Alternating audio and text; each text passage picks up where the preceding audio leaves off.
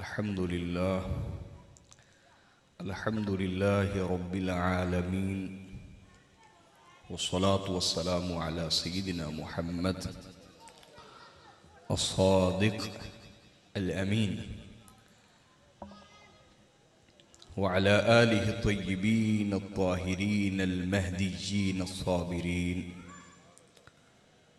व अस्हाबिहिल मुत्तक़ीन अल-मुख़लसीन अर्राशिदीन अल-आदिलीन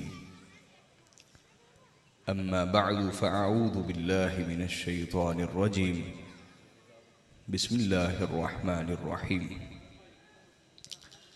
क़ाल सय्यिदुना रसूलुल्लाह सल्लल्लाहु अलैहि वआलिहि वसल्लम अद्दिबू औलादकुम बिसलासि ख़िसालिन हुब्ब रसूलिकुम व हुब्ब औलादि रसूलिकुम व तअलीम अल-क़ुरआन सदक़ सय्यिदुना रसूलुल्लाह सल्लल्लाहु अलैहि वआलिहि वसल्लम। मोहतरम व मुकर्रम मोहतशम हज़रत अलहाज डॉक्टर मोहम्मद सलीम साहिब हाफिज़हुल्लाह ताला, सामईन अस्सलामु अलैकुम व रहमतुल्लाहि व बरकातुहू। अल्लाह तबारक व ताला का शुक्र अदा करते हैं जिसकी अजीम तौफीक और इनायत के साथ आज हम सब हुब्बे रसूल व आले रसूल में जमा हैं और यकीनन ये हज़रत मुफ़क्किरुल इस्लाम फ़ख्रुस सादात हज़रत किबला इज़्ज़त मआब पीर सैयद रियाज हुसैन शाह साहिब हाफिज़हुल्लाह, ये आपकी तरबियत का असर है कि आपसे मोहब्बत करने वाले जगह जगह ज़िक्र रसूल व आले रसूल की महफिल सजाते हैं। तो आपका किसी भी खानवादे से, आस्ताने से, फ़कीर खाने से ताल्लुक़ हो तो वहाँ आपका ताल्लुक़ बाद में है, पहले नबी के घराने से ताल्लुक़ है। इस निस्बत को हमेशा मुकद्दम रखें, राजेह रखें, तरजीह वाला रखें, हमेशा इस निस्बत को तरजीह दें। हाज़रीन, मैं एक हदीस आपके सामने पेश करना चाहता हूँ और उसी की तशरीह करूँगा। हदीस को इमाम जलालुद्दीन सयूती ने बयान किया अल-जामे सगीर में, अल्लामा अजलूनी ने बयान किया कश्फुल खिफा में, और कई मुहद्दिसीन ने बयान किया।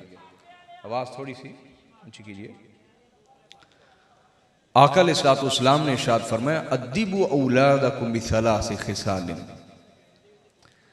फरमाया अपनी औलादों की तरबियत, अपनी औलादों की, पहले ठीक थी, अपनी औलादों की तरबियत तीन चीजों पे करो। कितनी चीजों पे बोलिए? तीन चीजें अपनी औलाद के किरदार और अमल का हिस्सा बना दो। कितनी चीजें बोलिए? तीन चीजों की बुनियाद पर अपनी औलाद की तरबियत करो। पहली चीज इरशाद फरमाया हुब्ब रसूलिकुम, अपनी औलाद की तरबियत मोहब्बत रसूल पर करो। पहले आवाज ठीक थी, आप पहले थी ना, उसको करें। फरमाया कि अपनी औलाद की तरबियत किसकी बुनियाद पे करो? मोहब्बत रसूल सल्लल्लाहु अलैहि वसल्लम पर अपनी औलाद की तरबियत करो। मोहब्बत रसूल पर उन्हें परवान चढ़ाओ। अगर हम अपनी औलाद को सब कुछ दे रहे हैं, अच्छी स्कूलिंग दे रहे हैं, अच्छी ट्यूशन दे रहे हैं, अच्छा खाना दे रहे हैं, अच्छा पहनना दे रहे हैं, अच्छा लिबास दे रहे हैं, लेकिन अपनी औलाद की तरबियत इन तीन चीज़ों पे नहीं कर रहे, हम माँ बाप होने का हक अदा नहीं कर रहे। और जो माँ बाप नहीं बने उन्हें देखना चाहिए क्या हमें ये तीनों चीज़ें मिली हैं अपने घर से। अगर नहीं मिली तो हज़रत इब्राहीम की सुन्नत अदा करते हुए अपने बड़ों को भी हक बता देना चाहिए, अदब के दायरे में रहते हुए अपने बड़ों को भी हक, कि आपको चाहिए कि हमारी तरबियत इन 3 चीजों की बुनियाद पर करें, अपने माँ बाप से कहें। बाकी चीजें तो फानी हैं। तो हाज़रीन मोहतरम, ये कोई मामूली अमल नहीं है। ये जो आप करते हैं ना, महफिल सजाते हैं, खर्चा करते हैं, महंगाई के इस दौर में आप मोहब्बत से लोगों को बुलाते हैं, खाना पकाते हैं, ये इतना एहतमाम करते हैं। अगर इसमें नीयत अल्लाह की और उसके रसूल की रजा की रहे तो ये अल्लाह के नजदीक जिहाद में खर्च करना है। किसमें? क्योंकि जिहाद सिर्फ जिहाद सैफी नहीं होता, तलवार से जिहाद नहीं होता। सबसे पहला जो जिहाद है, सबसे पहला वो जिहाद बिल इल्म है। जिहाद बिल इल्म से जिहाद करना, शऊर फैलाना, आगाही देना, यह जिहाद बिल इल्म है। उसके बाद जिहाद बिल नफ्स है, अपने नफ्स से जिहाद करना। मेरी बात समझ रहे हैं? उसके बाद जिहाद बिल अमल है, अपने अमल से जिहाद करना। उसके बाद जिहाद बिल माल है, अपने माल से जिहाद करना। यहां 2 बल्कि 3 बल्कि 4 जिहाद जमा। यहां पे जिहाद बिल इल्म भी हो रहा है कि मैं आपको इल्म दे रहा हूं अल्लाह की तौफीक से, और जिहाद बिन नफ्स भी है कि आप अपनी ख्वाहिशात आराम छोड़ के यहां हुजूर के जिक्र में जमा। जिहाद बिल अमल भी है कि हम अपने अमल से साबित कर रहे हैं कि आज भी इस्लाम की खातिर जमा होना, मुत्तहिद होना, ये आज भी जज्बा हमारे अंदर जिंदा है। और जिहाद बिल माल भी हो रहा है कि आप अपना माल खर्च करते हैं अल्लाह और उसके रसूल के रास्ते में। तो 5वां दर्जा है जिहाद बिल किताल का। तो ये 4 जिहाद इस महफिल की सूरत में पूरे होते हैं। इसलिए इसको कभी मामूली अमल न समझें, इसको जिहाद समझ के और अल्लाह की रजा की खातिर इसको किया करें। ये अल्लाह क्या बहुत बड़ा अमल है। हाजरीन मेरी तरफ तवज्जो कीजिएगा। ये एक फितरती अमल है कि मोहब्बत इंसान में कैसे पैदा होती है। वो जो हुजूर ने फरमाया ना, अपनी औलाद की तरबियत मोहब्बत रसूल की बुनियाद पे करो। एक नेचुरल सी बात, एक फितरती सी बात है। मोहब्बत कैसे पैदा होती है? जब आप किसी की तारीफ सुनते जाएं और बार बार सुनते जाएं, और किसी की शान सुनते जाएं और अजमत सुनते जाएं और बार बार सुनते जाएं, तो एक फितरती सी बात है, आपने उस मज़कूर को जिसका जिक्र हो रहा है उसको देखा ना भी हो, आप उसको चाहने लग जाते हैं, आप उससे मोहब्बत करने लग जाते हैं। और यह भी एक फितरती सी बात है, अगर आप किसी की बुराइयां सुनते रहें, किसी के खिलाफ बातें सुनते रहें, आपका उससे जाती को लेना देना मामला ना भी हो, तब भी आप उससे नफरत करने लग जाते हैं। ऐसा है या नहीं? औलाद अपने बाप से नफरत करने लग जाती। जो औरतें अपने बच्चों को बिठा के बाप की शिकायतें सुनाती रहती है, वो औलादें अपने बाप से नफरत करने लग जाती हैं, कुजा ये कि कोई और हस्ती हो। ये एक फितरती बात है। क्या है बोलिए? तो हाजरीन, ये एक फितरत को पूरा करने के लिए ये इंतजाम होता है, और यही इंतजाम हमें अपने घरों में करना चाहिए। अपने घरों में महाफिल करें, हुजूर के जिक्र, आपकी शान, आपकी अजमत, आप पर दुरूदो सलाम भेजने की महाफिल, हलाकात घरों में कायम करें। हमारे बच्चे, हमारी नस्लें, हमारी औलादें और हम खुद भी जितना सरकार का जिक्र सुनेंगे, जितनी हुजूर की शान सुनेंगे, अजमत सुनेंगे, उतना ही हुजूर से मोहब्बत करने लग जाएंगे। और जहां मोहब्बत का रिश्ता कायम हो जाता है, वहां इताअत और इत्तिबा करना, पैरवी करना बहुत आसान हो जाता है। और मोहब्बत रसूल ऐसा अमल है, इसके बगैर किसी शख्स को ईमान नसीब नहीं हो सकता। कुछ लोग कहते हैं कि ईमान मुकम्मल नहीं होता। यह भी एक अलग बहस है मुतकल्लिमीन के यहाँ, मैं उस तरफ नहीं जा रहा। लेकिन मैं आपको बताना चाहता हूं कि इमाम अबू हनीफा के नज़दीक ईमान मुतजज़ी नहीं होता, ईमान के टुकड़े नहीं होते, ईमान के जुज़ होते नहीं है। ईमान के जुज़ होते बोलिए नहीं है। ये जो कहते हैं कि अहले बैत अतहार की मोहब्बत ईमान का जुज़्व है, या हुजूर की मोहब्बत ईमान का जुज़्व है, इसका मतलब यह कि एक जुज़्व है बाकी ईमान है ना। इमाम अबू हनीफा रहमतुल्लाह अलैह और हमारे काबिरीन के नज़दीक तो ईमान मुतजज़ी होता ही नहीं, ईमान के जुज़ होता ही नहीं। या ईमान होता है या नहीं होता, या हुजूर और अहले बैत की मोहब्बत होगी या नहीं होगी। अगर हुजूर और आपके खानदान की मोहब्बत है तो ईमान है, ये मोहब्बत नहीं है तो ईमान है ही नहीं, चाहे कोई इंसान खुद को कितना बड़ा मोमिन कहता हो। मुनाफिकीन में से कोई खुद को मुनाफिक नहीं कहता था। तो हाजरीन, ईमान का जुज्व नहीं, ईमान है हुजूर की मोहब्बत। क्या है बोलिए? सही बुखारी की रिवायत है, हजरत अब्दुल्ला बिन हिशाम अंसारी कहते हैं कि रसूलुल्लाह सल्लल्लाहु अलैहि वसल्लम जा रहे हैं और हजरत उमर फारूक ने हुजूर की हाथों में हाथ डाला हुआ है और चल रहे हैं और अर्ज करने लगे, या रसूलल्लाह वल्लाहि ला अंता अहब्बु इलैया मिन कुल्ली शैइन इल्ला मिन नफ्सी। हुजूर, आप हर चीज से बढ़कर मुझे महबूब हैं सिवाय अपनी जान के। सच्चे लोग थे, हमारी तरह बड़े बड़े दावे नहीं करते थे, झूठे। कहा, या रसूलल्लाह मैं हर चीज से बढ़कर आपसे मोहब्बत करता हूं सिवाय अपनी जान के। हुजूर ने फरमाया, ला या उमर, नहीं उमर, अगर ये हाल है फिर ईमान नसीब नहीं हुआ। अभी मुस्लिम बने हो, मोमिन नहीं बने, मोमिन नहीं बने। हत्ता मिन नफ्सिक, ईमान तब मिलेगा जब अपनी जान से बढ़कर मुझसे मोहब्बत करोगे। उन्होंने कहा, वल्लाहि ला अंता अलआन अहब्बु इलैया मिन कुल्ली शैइन हत्ता मिन नफ्सी। कहा, या रसूल अल्लाह, अल्लाह की कसम, अब आप मुझे हर चीज से बढ़कर महबूब हो गए, हत्ता कि अपनी जान से भी बढ़ के महबूब हो गए। हुजूर ने फरमाया, अलआन या उमर, उमर हाँ, अब तुम्हें ईमान नसीब हुआ है। तो हाजरीन, मोहब्बत रसूल के बगैर ईमान का कोई वजूद ही नहीं है, ईमान का कोई वजूद ही। तो इस मोहब्बत की बुनियाद पर हमें अपनी औलादों की तरबियत करनी, हुजूर की मोहब्बत की बुनियाद पर आपस में इत्तेहाद कायम करना है, उम्मत को जोड़ना है, तोड़ना नहीं है, मोहब्बत रसूल की बुनियाद पर। दूसरी चीज मेरे आका सल्लल्लाहु अलैहि वसल्लम ने फरमाया, अपनी औलादों की तरबियत हुब्बा औलादी रसूलिकुम, अपने रसूल की औलाद की मोहब्बत की बुनियाद पे करो। अहले बैत रसूल की मोहब्बत की बुनियाद पर अपनी औलाद की तरबियत करो।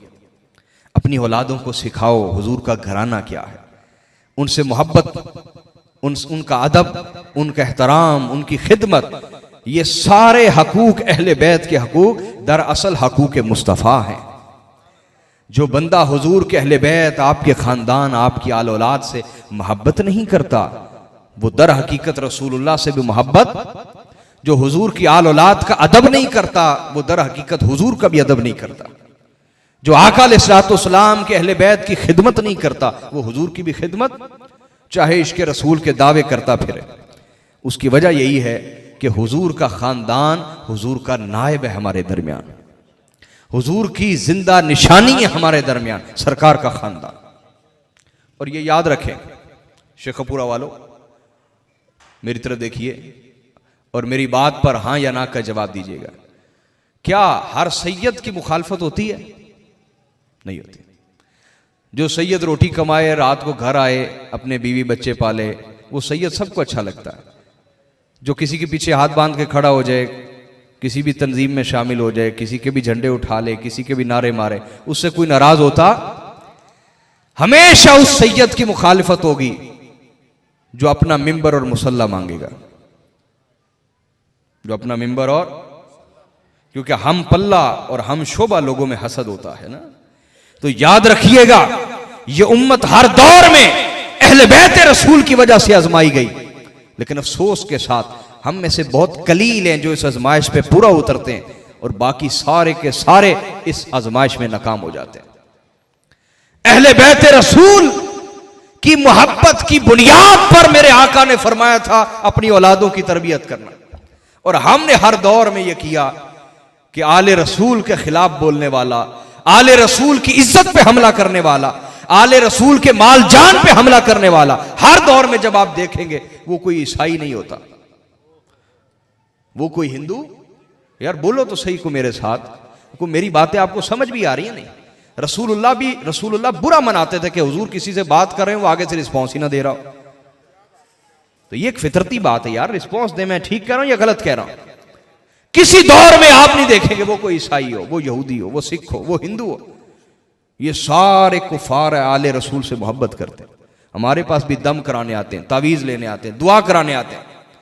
जब भी आले रसूल के खिलाफ कोई जुबान खुल रही होगी, या कलम चल रहा होगा, या तलवार चल रही होगी, वो खुद को बहुत बड़ा नेक परहेजगार मुसलमान समझने वाला होगा। ये एक ऐसा दर्द है जो हम किसको समझाएं। हम आपसे भी ये बात ना करें तो किससे करें? क्यों भी बनती है आपसे ये बात या नहीं? बोलो ना। बड़े बड़े लोग जिन्हें नमाजों पे गुरूर है, तहज्जुदों पे गुरूर है, अपनी सुन्नतों पे गुरूर है कि हम सुन्नत के पाबंद हैं, आप देखेंगे वो आले रसूल के खिलाफ बोल रहे होंगे, वो सदात के खिलाफ बोल रहे होंगे। तो हाजरीन, मेरे आका ने फरमाया अपनी औलादों की तरबियत आले रसूल की मोहब्बत की बुनियाद पे करो। क्यों? क्योंकि इनकी मोहब्बत के बगैर भी ईमान नसीब नहीं हो सकता, और इनसे जुड़े बगैर कभी भी दिलों की तहारत, अकीदे की तहारत और अखलाक की तहारत नसीब नहीं हो सकती। क्यों? क्योंकि अल्लाह पाक का ऐलान है। किसका ऐलान है? बोलिए यार। अभी तक मुझे आपसे मजा नहीं आया गुफ्तगू करने का, अब आपने मुझे रिस्पॉन्स देना है, ठीक है? नारा लगाने वाला नहीं, अब सब बोलेंगे, ठीक है? अच्छी बात पे दाद देना इंसान के बाज़ौक़ होने की अलामत होती है, और इस तरह जो आपको समझा रहा है उसको भी दिल चाहता है कि मैं आपको और चीजें समझाऊं। ये वो खानदान है, हमारे नबी का खानदान, जिससे हम हसद कर बैठे। और यार हमने मत्था टेकना था, जाके काफरों से लगाते ना मत्था, यहूदियों से लगाते, काफरों से लगाते। जिद भी लगाई तो नबी के घराने से। कैसी बदबख्ती, अल्लाह पनाह अता फरमाए। तो हाजरीन, ये वो घराना है जिसके बारे अल्लाह ने फरमाया इन्नमा युरीदुल्लाहु लियुज़हिब अन्कुम अर्रिज्स अहलल बैत व युतहिरकुम तत्हीरा। ए अहले बैत, अल्लाह यही चाहता है तुमसे हर तरह के रिज्स को दूर कर दे, तुमसे हर तरह के रिज्स को, व युतहिरकुम तत्हीरा, और तुम्हें तहारतों पर तहारतें अता फरमा दे। इस आयत में गौर करें। हम अपनी औलाद की तारीफ सुन के खुश होते हैं ना, हुजूर के घराने की तारीफ हो रही है, जहां खुशी नहीं है समझे मुनाफकत है, वहां अपने गिरमानों में झांके। आप किस पीर के पीछे चल रहे हैं? कहीं वो आले रसूल का दुश्मन ना हो, अहले बैत का गुस्ताख ना हो। आप किस आलिम के पीछे चल रहे हैं? आंखें खोलें। कुरान जिनके बारे कह रहा है इन्नमा युरीदुल्लाह, समझना चाहेंगे कुरान की आयत को? बल्कि मैं आयत ही मजमून समझा दूंगा। हुजूर ने फरमाया सल्लल्लाहु अलैहि वसल्लम, फरमाया अबू ज़र, अगर तू कुरान की एक आयत समझ ले तो तेरे लिए 100 नवाफिल से बेहतर है, और अगर तू एक मजमून समझ ले तो तेरे लिए 1000 नवाफिल से बेहतर है। मैं आपको 1000 नवाफिल का अजर देने लगा हूं अल्लाह की तौफीक से, इस आयत के जरिए से। तवज्जो कीजिए। तो इरशाद फरमाया इन्नमा युरीदुल्लाह। अरबी ग्रामर के मुताबिक मैंने इस आयत में घंटों गौर फिक्र किया। मैंने कभी इल्मी चोरी नहीं की। सैयद चोरियां करके तकरीर नहीं करते, हर एक की चोरी अपनी अपनी होती है ना। खतीबों की चोरी होती है, उससे नुक्ता सुना अपनी तरफ से बयान कर दिया, उससे नुक्ता सुना अपनी तरफ से बयान कर दिया। तो सैयद इल्मी चोरी नहीं करता। मैं खुद कुरान की आयत में, हदीस में घंटों बैठ के गौर फिक्र करता हूं, और सैयदा ज़हरा की खैरात मांगता हूं खुदा से। तो अल्लाह पाक दीन की नई से नई समझ अता फरमाता है। तो मैं आपको कुछ नुक्ते अर्ज करने लगा। अल्लाह पाक ने फरमाया इन्नमा युरीदुल्लाह। इन्नमा क्या है? अरबी ग्रामर के मुताबिक ये हसर का माना देता है। मैं आसान करके समझाऊंगा। किसका माना देता है बोलिए?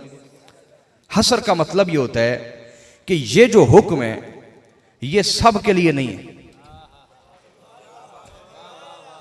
हसर का मतलब होता है ये जो शान है ये सब के लिए, ये किसी एक फर्द, एक तबका, एक गिरोह के साथ खास है। एक तबका, एक कौम, एक गिरोह के साथ बोलिए उनके लिए साबित है, उनके अलावा के लिए मनफी है, नफी है। हसर उस मखसूस घराने, तबके, गिरोह, फर्द के लिए हुक्म को साबित करता है, बाकी से नफी कर देता है। बाकी से बोलिए। तो अल्लाह पाक ने फरमाया इन्नमा युरीदुल्लाहु लियुज़हिब अन्कुम अर्रिज्स। माना क्या बना? माना ये बना, ए अहले बैत, जो तुम्हें तहारत दी जा रही है वो किसी और का हिस्सा नहीं, वो तुम्हारा खासा है, वो सिर्फ तुम्हारी शान है जो तुम्हें शान तहारत अता की जा रही है। आगे अल्लाह ने फरमाया युरीदुल्लाह। क्या फरमाया जी? युरीद अरबी ग्रामर के मुताबिक ये फेले मुजारे है। फेले माजी वो होता है जो गुजरे हुए जमाने के साथ वक्त एक काम को खास कर दें, जैसे नसर अलीयुन ज़ैदन, अली ने जैद की मदद की, पुरानी बात हो गई, गुज़श्ता बात हो गई, माजी की बात हो गई। लेकिन जब यन शुरू कहेंगे या यहां युरीद है तो ये फेले मुजारे, ये क्या है? और फेले मुजारे, मैं कुरान की तफसीर समझा रहा हूं। फेले मुजारे हाल को भी बयान करता है और इस्तिकबाल, ज़माना इस्तिकबाल, मुस्तकबिल को भी बयान करता है। जब वो मुस्तकबिल को भी शामिल होता है तो इसका मतलब यह कि उसकी कोई एंड होती, किसी ज़माने के साथ उसको मखसूस किया जा सकता, किसी खास वक्त के साथ उसे महदूद किया जा सकता। बल्कि जब फेले मुजारे जिक्र किया गया तो जब तक आगे कैद न लगाई जाए तो मुराद ये होता है कि इसकी कोई कैद है ही नहीं, इसकी कोई हद। तो कहा गया इन्नमा युरीदुल्लाह लियुज़हिब अन्कुम अर्रिज्स, अहले बैत जो तुम्हें शान तहारत दी जा रही है ये किसी खास जमाने के लिए नहीं बल्कि हमेशा हमेशा के लिए दी जा रही है। आई समझ बात या नहीं आई? आगे समझिए, फरमाया इन्नमा युरीदुल्लाहु लियुज़हिब अन्कुम अर्रिज्स, अहले बैत अल्लाह ये चाहता है कि तुमसे हर तरह के रिज्स को दूर कर दे। अल्लाह ये चाहता है, क्या? यानी ये अल्लाह की चाहत से हो रहा है ये काम। बोली अल्लाह की, अहले बैत के अमल की वजह से नहीं हो रहा, अल्लाह की चाहत से हो रहा है, समझे? अमल की वजह से बोलिए तो कहा गया अहले बैत तुम्हारे अमलों का सिला अलग से है और वो बहुत बड़ा है, तुम्हारे अमलों का सिला। लेकिन ये जो शान तहारत दी जा रही है ये अमलों का सिला नहीं, ये खुदा की चाहत का सिला है। क्यों? क्योंकि खुदा खुद तुम्हें चाहता है। अहले बैत खुदा खुद तुम्हें चाहता है, तो अहले बैत को चाहना, उनके नाम पर एक वजद की कैफियत में आ जाना, एक सुरूर की कैफियत में आ जाना, ये जो चाहत है ये दर हकीकत अल्लाह की सुन्नत है। अगली बात समझिए, अल्लाह ने फरमाया युरीदुल्लाहु लियुज़हिब अन्कुम अर्रिज्स। तो पता यह चला कि अहले बैत के अमल के नतीजे में यह शान तहारत नहीं बल्कि अल्लाह के इरादे, मशीयत और चाहत के नतीजे में अल्लाह के इरादे। और बोलिए ना यार अभी भी मुझे नहीं सही सुरूर आ रहा, सब बोले जब मैं कहूं तो। एक तो आप सोएंगे नहीं, बैठे बैठे बंदा सो जाता है, दूसरा आपको चीज़ें याद होती रहेंगी, तीसरा मुझे भी पता चलेगा मेरी बातें आपको समझ आ रही है नहीं। ना नारा नहीं, इनको जगाना यार, अल्लाह थोड़ा है ना, वरना तो सब नारों से प्यार है हमें। तवज्जो कीजिए, तो पता चला शान तहारत अहले बैत के अमल की वजह से नहीं बल्कि अल्लाह की चाहत और इरादा की वजह से। ऐसा क्यों है शेखुपुर वालों, ऐसा क्यों है? ऐसा इसलिए है कि इंसान हादिस है, उसका अमल हादिस होता है, उस पर ज़वाल आ जाता है। जब इंसान इस दुनिया से चला जाता है वो ज़ाती तौर पे खुद अमल कर सकता, तो इंसान के अमल पर ज़वाल है, इंसान के अमल पर बोलिए। लेकिन अल्लाह की चाहत पर कोई ज़वाल नहीं है, तो अपनी चाहत से शान तहारत इसलिए अता की और अमल की वजह से इसलिए न दी कि अमल पे ज़वाल आ सकता है, खुदा की चाहत पे ज़वाल। तो फरमाया युरीदुल्लाह, अहले बैत जब तक खुदा की चाहत बाकी रहेगी तुम्हारी शान तहारत भी बाकी रहेगी, तुम्हारी शान तहारत भी बाकी रहेगी। क्यों भी समझ आ रही है बात? अगली बात समझिए, अल्लाह ने फरमाया लियुज़हिब अन्कुम अर्रिज्स, अल्लाह ने तुमसे रिज्स को दूर कर दिया। किसको बोलिए? अब ये रिज्स क्या चीज है, इसको समझना चाहिए कि नहीं? रिज्स क्या चीज है, इस पे बहुत तफसील है, ये मैंने कई किताबें खंगाल के मैटर जमा किया हुआ यहां ना। मैंने फिर बताया सैयद इल्मी चोरी नहीं करते। तो रिज्स क्या है? इमाम तबरी, जरीरुद्दीन तबरी ने जामुल बयान, ये हमारी तफसीर की मुतकद्दिमीन कुतुब में जामुल बयान, तफसीर तबरी जिसको कहा जाता है, आपने बयान किया क़ाल अबू ज़ैद, हज़रत अबू ज़ैद ने फरमाया अन रिज्स हाहुना शैतान, कहा रिज्स से मुराद शैतान है। रिज्स से मुराद बोलिए शैतान है। क्या मतलब बना? अहले बैत अल्लाह ने अपनी चाहत से हर हवाले से शैतान को आपसे दूर कर दिया है। शैतान ना अहले बैत के अमल में दाखिल हो सकता है, न अहले बैत की सोच और इरादे में दाखिल हो सकता है। लगता है आपने बात को समझा नहीं, मैं समझाता हूं, आपको इंशाअल्लाह भी समझ आएगी कि शैतान का दूर होना इससे मुराद क्या। मेरे आका सल्लल्लाहु अलैहि वसल्लम जन्नतुल बकी में हैं, तो हुजूर की ज़ौजा आपको तलाश करते वहां आ गई, तो हुजूर उनके साथ घर चल पड़े। जन्नतुल बकी से निकले तो दो अंसारी सहाबा ने हुजूर को सलाम किया। हुजूर ने जवाब दे दिया। जब वो थोड़ा सा दूर गए ना, हुजूर ने फरमाया इधर आओ, इधर आओ। वाई हुजूर ने फरमाया ये मेरी बीवी है, ये मेरी। उन्होंने कहा या रसूलल्लाह, अल्लाह की पनाह, हम आप पर शक कर सकते हैं कि आप किसी अजनबी औरत के साथ जा रहे हैं या नमहरम औरत के साथ जा रहे हैं, हम आप पर शक कर सकते हैं या रसूलल्लाह। हुजूर ने फरमाया याद रखो, शैतान इंसान की रगों में ऐसे दौड़ता है जैसे खून दौड़ता है, इसलिए मैंने चाहा कि तुम्हारे दिल में कहीं शक और वसवसा पैदा ना हो।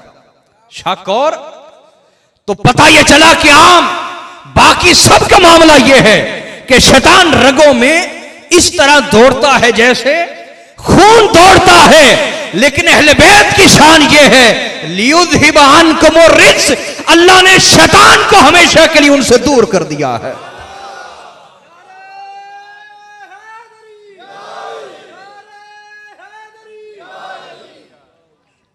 और हजरत इमाम नववी ने फरमाया शरह सही मुस्लिम में, इसमें बहुत नुक्ते, बस मैं एक कॉल बयान करके आगे चलता हूं।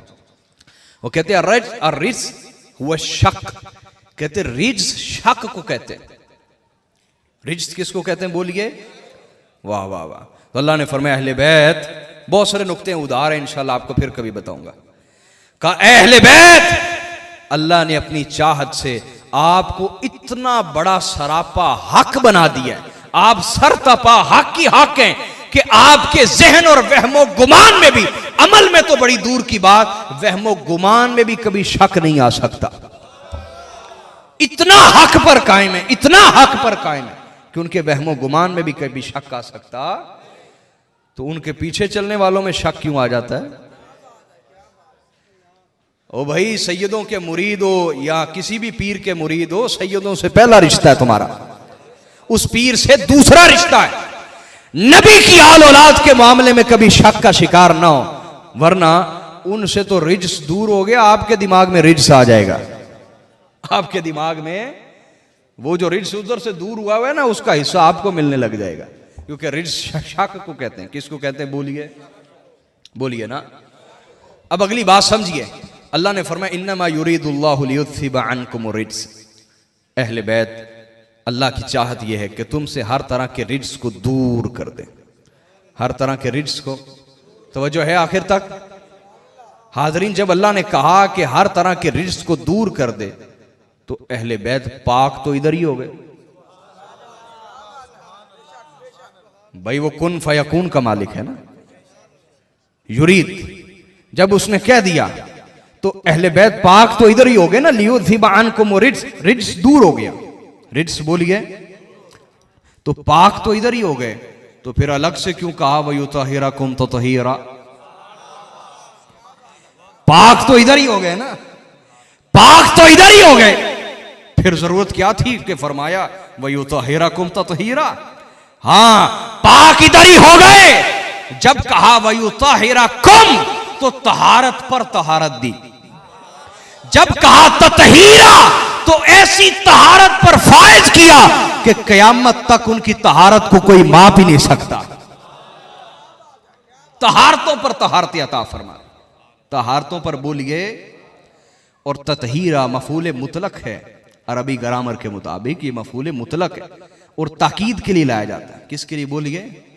ताकीद के लिए लाया जाता है। तो वयुतहिरकुम में तहारत पर तहारत और ततहीरा फरमाकर ऐसी तहारत पर मोहर लगाई कि अब तहारत भी अहले बैत की जियारत करके रश करती है। ततहीरा में ये मैंने अपनी तरफ से नहीं शामिल किया, मैं अल अदबुल अरबी का PhD का स्टूडेंट हूँ और मेरा ओढ़ना भी छोड़ना अरबी जुबान है, तो इंशाअल्लाह अहले इल्म इसका इनकार नहीं कर सकेगा। क्यों? भी बात समझ आई या नहीं आई? अब आगे समझें शेखोपुरा वालों, आगे समझो, कुरान की आयत समझा रहा हूं। इस घराने की मोहब्बत की बुनियाद पर अपनी औलाद की तरबियत क्यों करनी है? क्योंकि पाकों से जुड़ेंगे तो पाक बनेंगे ना, पाकों से जुड़ेंगे तो पाक होंगे। अमल पाक होगा, सोच पाक होगी, अकीदा पाक होगा, अखलाक पाक होंगे। तो अल्लाह पाक ने फरमाया इन्नमा युरीदुल्लाह, बेशक अल्लाह चाहता है तुम्हें शान तहारत दे। तवज्जो है आपकी? मैं बहुत बड़ा नुक्ता दे रहा हूं, तवज्जो करें मेरी तरफ, तवज्जो करें ना, आप सलामत रहें। अल्लाह, मैं अपनी तकरीर सिर्फ अल्लाह के लिए करता हूं।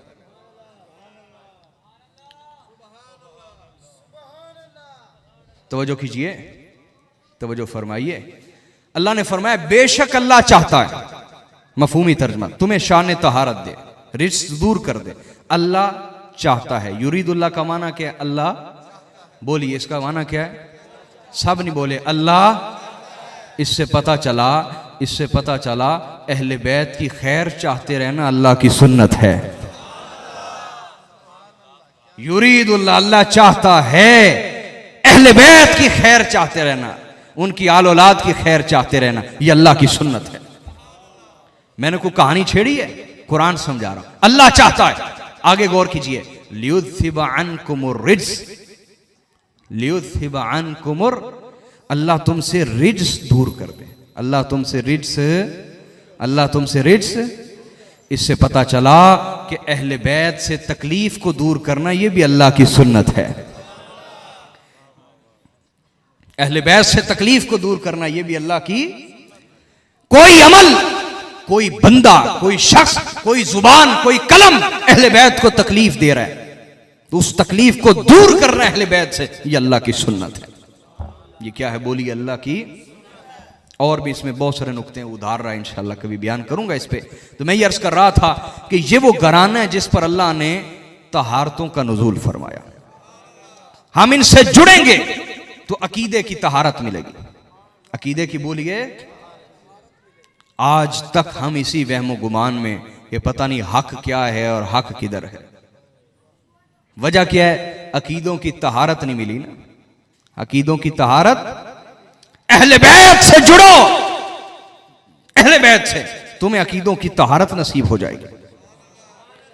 रसूलुल्लाह के अंसार सहाबा हों या मुहाजरीन हों, या सैयदुल मुहाजरीन हजरत अम्मार इब्न यासिर हों, या सैयदुल अंसार हजरत अबू ज़र ग़िफ़ारी हों, या सैयदुल सहाबा हजरत सलमान फारसी हों, हर एक ने जिंदगी भर ये बताया है कि जिसे अहले बैत की तहारतों का सदका मिल जाता है उसके अकीदे में कभी गंदगी आती, उसे पता होता है हक कहां है।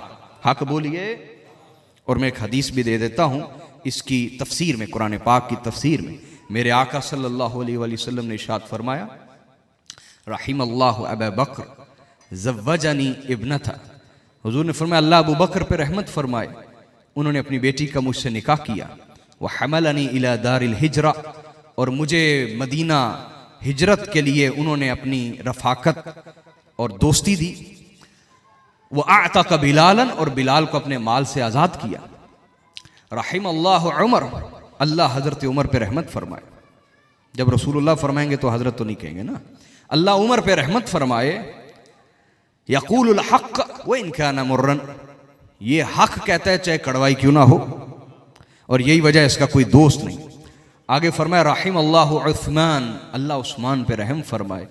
तस्तही मिनहुल मलाइका, फरिश्ते भी इससे हया करते हैं। जब बारी आई मेरे और आपके मौला की, मौला कायनात की, हैदर कर्रार, हैदर कर्रार गैर फर्रार, हैदर कर्रार गैर फर्रार, कुछ समझने वाले समझ चुके हैं।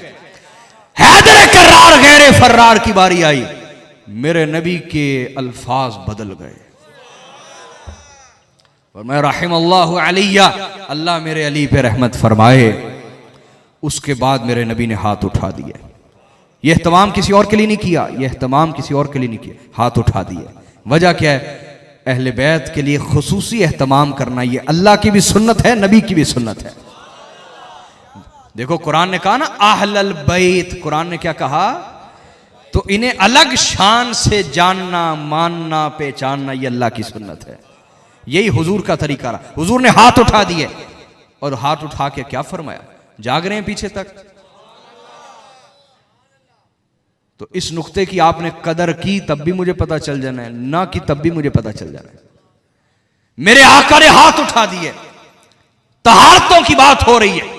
अगर अकीदे में तहारत मिल चुकी हो, फिर बंदे को शक में नहीं पड़ना पड़ता कि इमाम किसे मानना है, इमाम किसे मानना है, उसे शक में पड़ना। मेरे नबी ने हाथ उठा दिए और हाथ उठा के फरमाया अल्लाहुम्मा अदिरिल हक़्क़ माहु हैसु दार, ए अल्लाह जिधर जिधर अली चले तू हक को भी उधर उधर चला देना।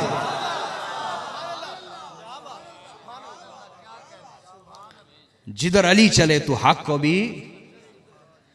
ये भी मैंने 2-3 साल पहले इस हदीस में गौर किया और अल्लाह से सैयदा ज़हरा, सैयदा कायनात का सदका मांगा तो अल्लाह ने खास नुक्ता अता फरमाया। अगर आपको वो नुक्ता कबूल ना हो, मुझे वापस कर देना है। सैयद के सौदे के खरीदार और बड़े हैं। आप कबूल कर लें तो अच्छी बात, ना करें एतराज करने की जरूरत नहीं, मुझे वापस कर देना, मुझे वापस कर देना। तो मेरे नबी ने फरमाया ए अल्लाह जिधर अली चले तू हक को भी उधर चला देना। इससे पता ये चला, इससे पता ये चला, इससे पता ये चला कि मौला अली की शान सबसे जुदा है, कि यही वो आका हैं, यही वो रसूल हैं जो हर एक को फरमाते हैं जिधर हक हो तुम उधर चलना। लेकिन जब मौला अली की बारी आई तो फरमाया ए अल्लाह जिधर अली हो हक को उधर चला देना।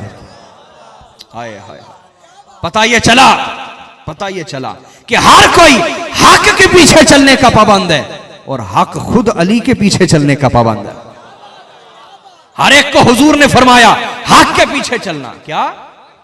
लेकिन जब मौला अली की बारी आई हुजूर ने फरमाया हक अली को जहमत नहीं देनी, अली को जहमत नहीं देनी, तेरे पीछे चले, जिधर वो अपनी मर्जी से चले तू उधर चलते चले जाना। तो पता ये चला हर कोई हक का मुकल्लफ व पाबंद है और हक खुद मौला अली का मुकल्लफ व पाबंद है। वजह क्या है? खास नुक्ता है। वजह क्या है? सैयदा ज़हरा की अता दे रहा हूं। वजह क्या है? हर कोई हक के पीछे चलने का पाबंद है और हक खुद अली के पीछे चलने का पाबंद है। वजह क्या है? भी वजह बड़ी वाज़ेह जो सरकार ने समझा दी। वजह यह है कि हमेशा मुक्तदी पीछे खड़ा होता है, इमाम आगे खड़ा होता है। जो पीछे खड़ा हो उसे मुक्तदी कहा जाता है, जो आगे खड़ा हो उसे इमाम कहा जाता है। तो पता यह चला कि हर कोई हक का मुक्तदी है, अली हक का इमाम है।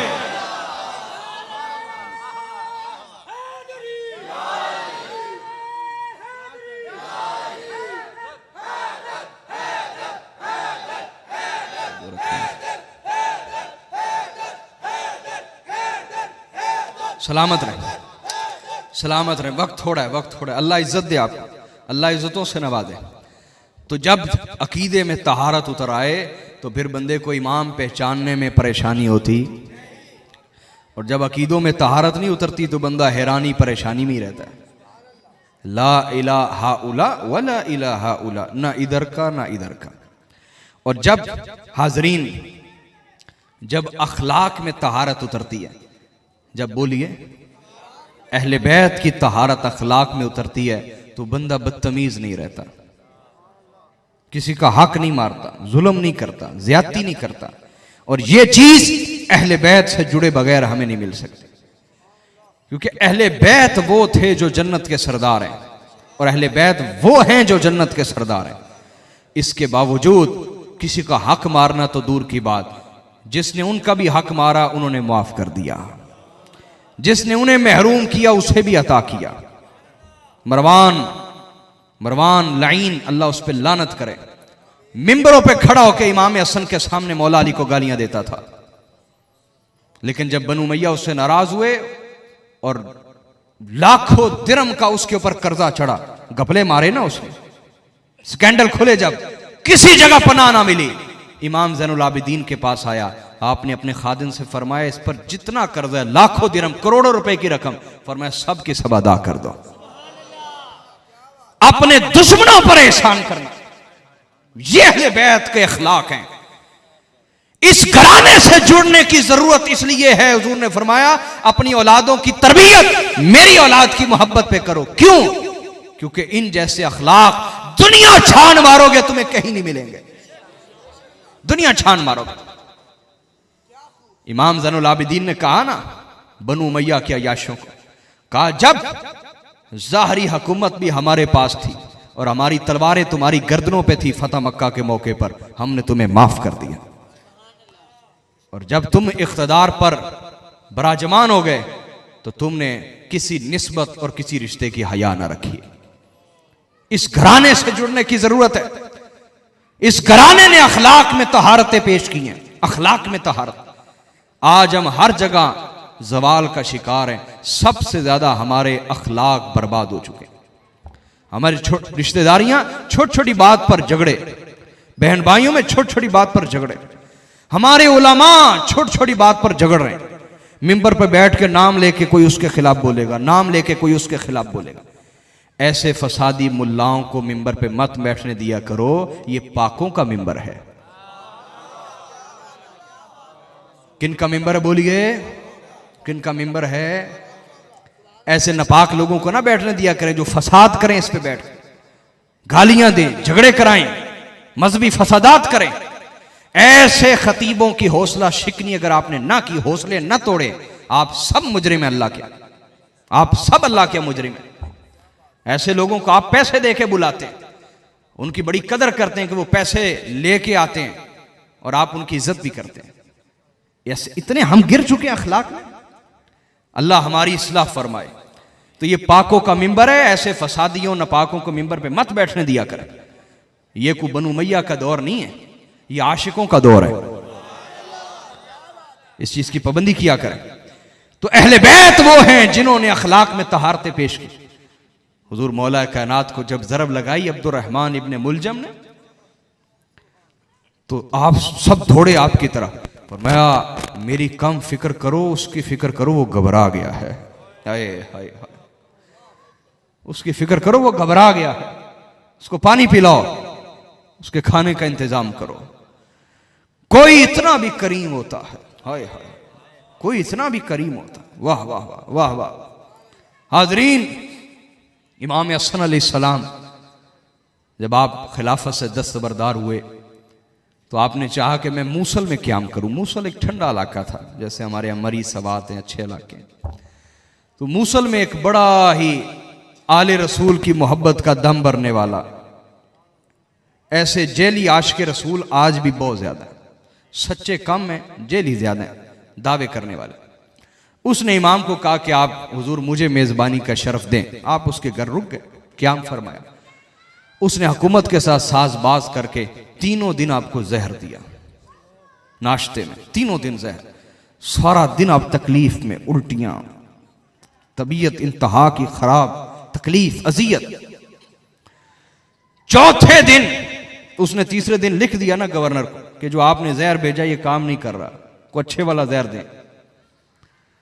तो हुकूमत की तरफ से जो बंदा आया जहर लेके, खुदा इमाम की ज़ाहरी जिंदगी में बरकत देने वाला था भी, तो एक सहराई भेड़िए ने उसे फाड़ दिया, उसका काम तमाम कर दिया।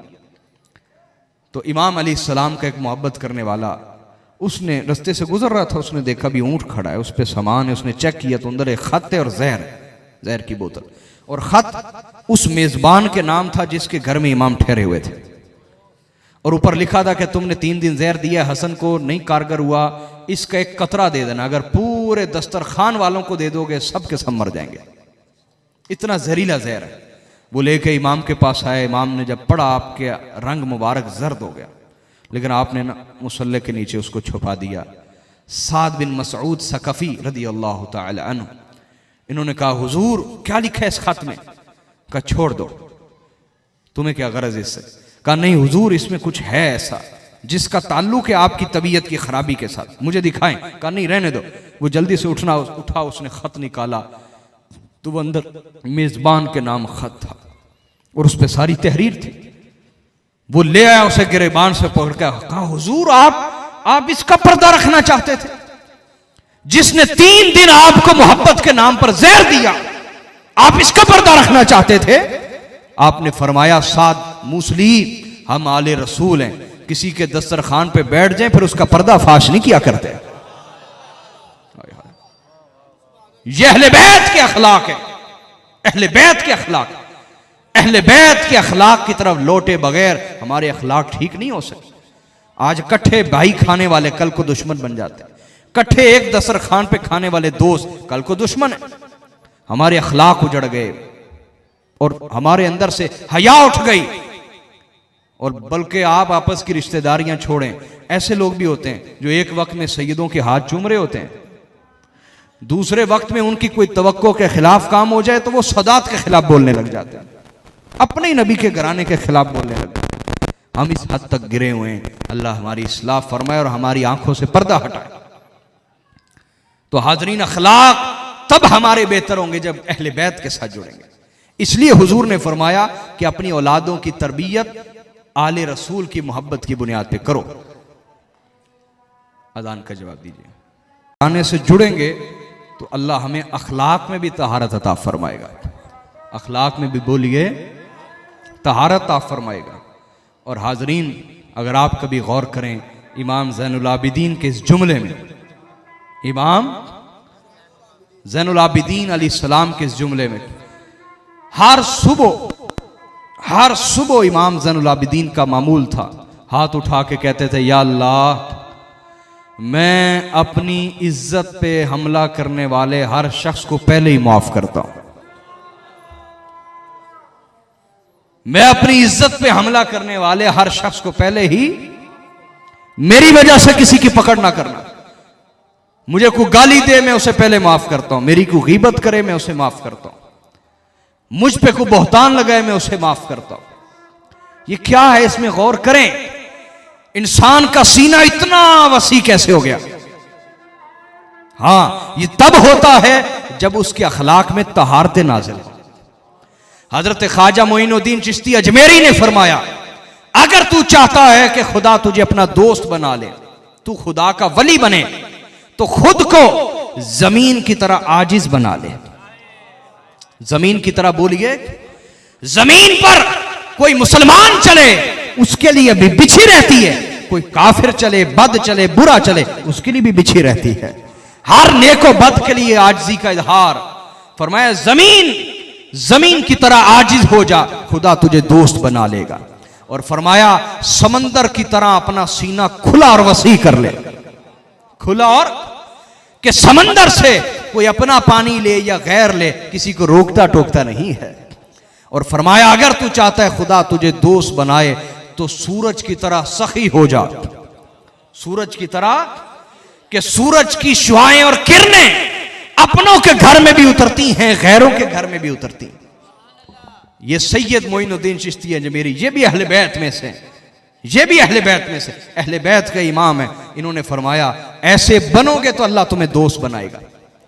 और मैं अपनी गुफ्तगू को इख्तिताम की तरफ ले जाते हुए एक अमरीकी मुहक्किक की बात पेश करना चाहूंगा आपके सामने, और ये अल्लाह के हुजूर दलील चाहूंगा कि या अल्लाह, मैंने इन्हें समझाया है।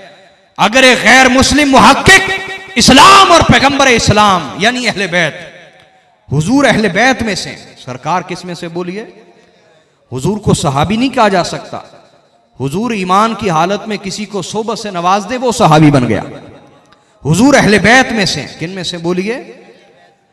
तो अहले बैत का और इस्लाम का नक्शा एक गैर मुस्लिम ने कैसा पेश किया है, हमें कम से कम अपने अमल से उससे अच्छा पेश करना चाहिए या नहीं? सुनिए, ये अल्लाह के हां हुज्जत होगी ये बात जो मैं पेश कर रहा हूं। ये एक अमरीकी मुहक्किक है, अमेरिकन ओरिएंटलिस्ट है, और आज से 200 साल पहले हुआ है, और इसकी बहुत सारी किताबें दुनिया भर में पढ़ी जाती हैं। इसका नाम है वाशिंगटन अर्विंग। ये लिखता है अपनी किताब में, और ये लोग अकीदत में कहने वाले नहीं, जैसे हम अकीदत में बहुत कुछ कह जाते हैं, ये लोग हमसे ज्यादा इस्लाम को पढ़ते हैं। किसी की खूबी का इकरार करना बड़ापन होता है, पढ़ते हैं, हमसे ज्यादा इस्लाम को पढ़ते हैं। उसने लिखा he crown his success with victory and he crown his success and victory with mercy and forgiveness. कहा मोहम्मद सल्लल्लाहु अलैहि वसल्लम ने जो फतह और कामयाबी का ताज पहना, फतह और कामयाबी का, हुजूर के ताज पे नहीं बोले आप, he crown his success and victory with mercy and forgiveness. कहा मोहम्मद सल्लल्लाहु अलैहि वसल्लम ने जो फतह और कामयाबी का ताज पहना, फतह और कामयाबी का वो दो चीजों की वजह से पहना। पहली चीज मर्सी, रहमत, दूसरी चीज फॉरगिवनेस, मुआफी। हुजूर के पास रहमत के समंदर थे, बांटते रहे, और मुआफी के पहाड़ थे, अता करते रहे। इसके सबब अल्लाह ने मोहम्मद मुस्तफ़ा को, एक गैर मुस्लिम ये बात कर रहा है और बड़ी खूबसूरत बात है उसकी, उसने कहा इस वजह से अल्लाह ने मोहम्मद रसूलुल्लाह के सर पर फतह और कामयाबी का ताज रखा। ये तो हुई दिलों की फतह, ये तो हुई। आगे उसने कहा although the messenger one a military victory, उसने कहा इसमें कोई शक नहीं कि पैगंबर ने अस्करी, फौजी और सियासी कुव्वत भी और फतह भी हासिल की। पैगंबर ने सियासी, अस्करी, फौजी कुव्वत भी और फतह भी हासिल की। लेकिन अजीब बात यह है, अजीब बात यह है, this victory did not make him proud और एरोगेंट। लेकिन कमाल की बात यह है, इतनी बड़ी फतह सियासी सतह पर, हुकूमती सतह पर, अस्करी, सियासी और फौजी सतह पर इतनी बड़ी फतह हासिल करने के बावजूद अजीब बात यह थी कि उस फतह ने पैगंबर को न तकब्बुर में मुब्तला किया, न फख्र में मुब्तला किया।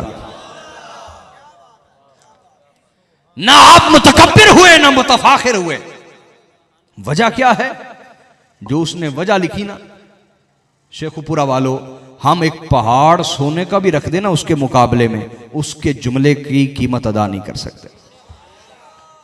उसने कहा जानते हो पैगंबर को दिलों पे भी फतह थी, सियासी और अस्करी फतह भी हासिल थी, लेकिन फिर भी आप ना मुतकब्बिर, ना मुतफाखिर, ना तकब्बुर करने वाले, ना फख्र करने वाले। वजह क्या थी? उसने कहा this is because he used to fight for the benefit of Islam, not for his own benefit. उसने कहा वजह यह थी कि पैगंबर सल्लल्लाहु अलैहि वसल्लम वो हमेशा अखलाक के पैगंबर बन के रहे, लेकिन अगर कभी लड़े तो अपनी जाती फायदे के लिए नहीं लड़े, इस्लाम के फायदे के लिए लड़े।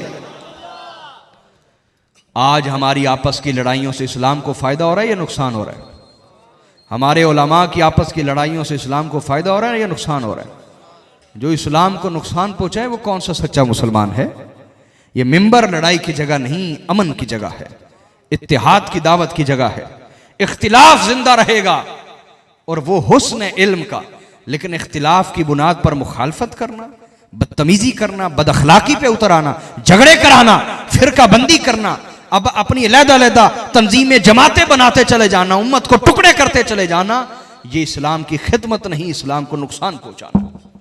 तो हाजरीन, ये अहले बैत की तस्वीर अमरीकी मुहक्किक ने पेश की है, तो हमें अपने किरदार से इससे अच्छी पेश करनी चाहिए या नहीं? अल्लाह करे अल्लाह हमारे लिए तौफीकात का दरवाज़ा खोले। तो मेरे नबी ने फरमाया अपनी औलाद की तरबियत मेरी औलाद की मोहब्बत की बुनियाद पे करो। ये घराना उन्हें सवार के रख देगा, सजा देगा उनके किरदार को। और तीसरी चीज़ फरमाया वो तालीम अल कुरान, अपनी औलादों की तरबियत की बुनियाद कुरान की तालीम पे करो। हाजरीन, तालीम इल्म से है। किससे है? इल्म कहते जानना। इल्म महज पढ़ने को नहीं कहते, क्योंकि महज पढ़ना किरात होता है। महज पढ़ना किरात है, जानना, समझना, जानना, और ये इल्म है। ये क्या है बोलिए? कुरान वो वाहिद दुनिया की किताब है जो सबसे ज्यादा बगैर समझे पढ़ी जाती है।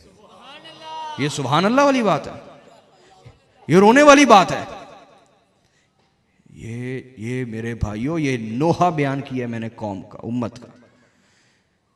कुरान में सूरह फुरकान में अल्लाह पाक फरमाते हैं वक़ाल रसूल या रब्बी इन्न कौम इत्तखज़ू हाज़ल कुरआन महजूरा।